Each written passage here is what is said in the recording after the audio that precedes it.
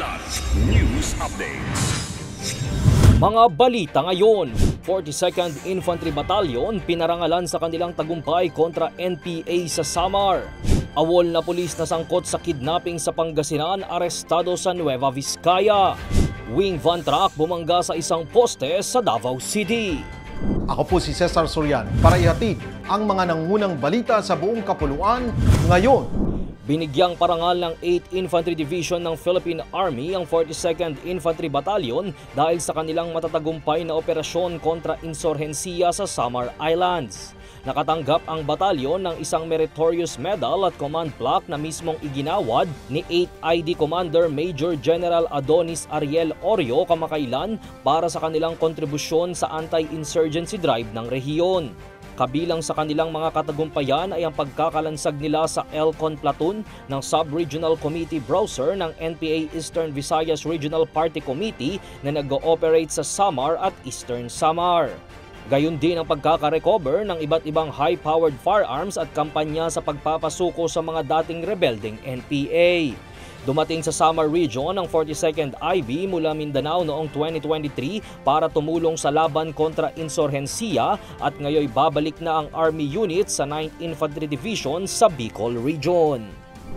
Timbog ang dalawang lalaki kabilang ng isang absent without official leave o awol na pulis sa isang hot pursuit operation ng pulisya matapos silang masangkot sa pagdukot sa isang negosyante sa Dagupan City, Pangasinan.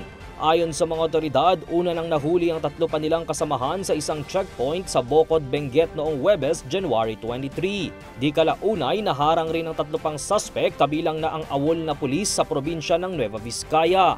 Kinilala ang awol na pulis na suspect na isang 30 anyos na corporal na dating naka-assign sa Tinok Municipal Police Station sa Ifugao. Na-recover sa mga ito ang isang unit ng Galil rifle na may 2 magazines at mga bala, isang short firearm, iba't ibang PNP uniforms at 2 PNP ID.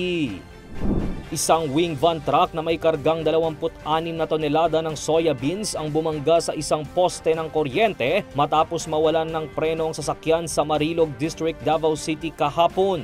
Ayon sa ulat, naganap ang insidente bandang 2:00 ng hapon sa Sitio Lower, Laniton. Ang truck na minamaneho ni Joey Tan ay biyaheng sa Davao City mula Alay, Bukidnon ay bigla umanong nawalan ng preno dahilan upang mawalan ng kontrol at mabangga sa poste. Dahil sa lakas ng impact nito, bumagsak ang poste ng kuryente at tinamaan ang isang Toyota Innova na kasalubong ng truck.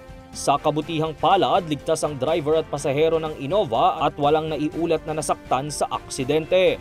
Patuloy ng investigasyon ng mga otoridad kaugnay sa insidente habang inaasikaso na rin ang pagsasaayos sa nabanggang poste upang maibalik ang supply ng kuryente sa lugar.